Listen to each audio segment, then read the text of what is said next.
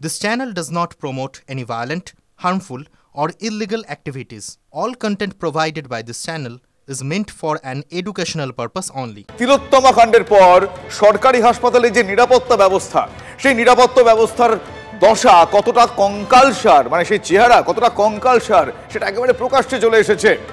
হাসপাতালের নিরাপত্তা সুনিশ্চিত করতে নির্দেশ দিয়েছিল শীর্ষ আদালত।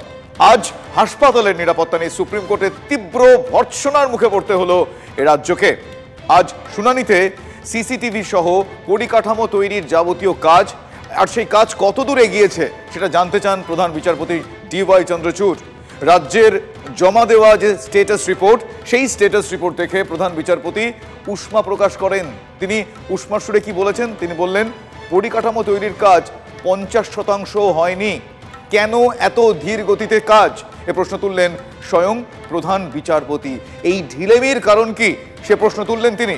শীর্ষ আদালতের নির্দেশ 31শে অক্টোবর, আগামী 31শে অক্টোবরের মধ্যে কাজ সম্পূর্ণ করার কথা রাজ্যকে নিশ্চিত করতে হবে। মানে রাজ্যের তরফ থেকে একটা নিশ্চিত বার্তা দিতে হবে যে আগামী 31শে অক্টোবরের মধ্যে কাজ তারা কমপ্লিট করবেন।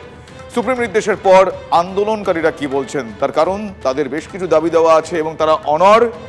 তাদের বক্তব্য শোনাবো।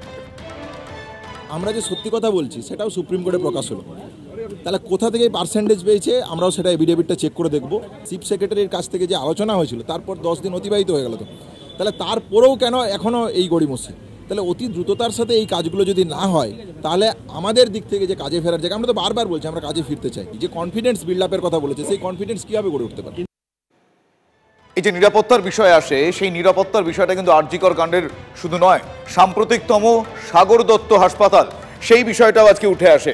আর শুনানিতে একাধিক ইস্যুর সঙ্গেই ওঠে এই সাগর দত্তে যে তাণ্ডব, যে বিতর্ক, সেই তাণ্ডবের খবর। সাগর দত্তে স্বাস্থ্যকর্মীদের ওপর হামলার প্রসঙ্গ তোলেন জুনিয়র ডাক্তারদের আইনজীবী করুণা নন্দী।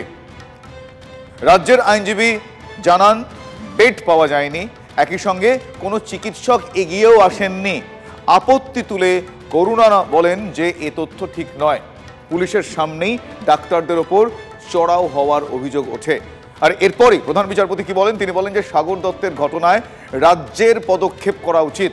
হাসপাতালে আইন শৃঙ্খলার বিষয়ে রাজ্যকে দেখতে হবে বলে সাফ জানিয়েছেন DY চন্দ্রচূড়। রাজ্যের অভিযোগ নিয়ে আন্দোলনকারীরা কি বলছেন সেটাও খুব গুরুত্বপূর্ণ। আসুন তাদের মুখ থেকেই শুনি। আনঅ্যাটেন্ডেড একেবারেই ছিল না, সে ব্যাপারে ডিটেলস আমরাও সাবমিট করেছি। পেশেন্টের যথেষ্ট ট্রিটমেন্ট চলছিল এবং পেশেন্ট যখন খারাপ হতে শুরু করে তখন সিসিইউ রেফার সহ সিসিইউতে বেড নেই সেটা পরিবারকে জানানো এবং পেশেন্টের খারাপ অবস্থা সম্পর্কে পরিবারকে জানিয়ে সই করিয়ে নেওয়া যে পেশেন্ট খারাপ আছে। সমস্ত প্রসিডিওরই ফলো করা হয়েছিল। তারপরে পেশেন্ট কোলাপস করলে যে সমস্ত ড্রাগ এমার্জেন্সি আমাদের ইউজ করতে হয় সেগুলো CPR দেওয়া, 45 মিনিটের কাছাকাছি CPR ইউজ করা হয়েছিল। এরপরেও পেশেন্ট রিকভার করেনি। আনঅ্যাটেন্ডেডের অভিযোগটা অত্যন্ত ভুল, নক্কারজনক বলে আমরা মনে করি। এটা ডাক্তারদের কালিমালিপ্ত করার চেষ্টা। তাহলে সিসিইউ বেড কেন থাকলো না?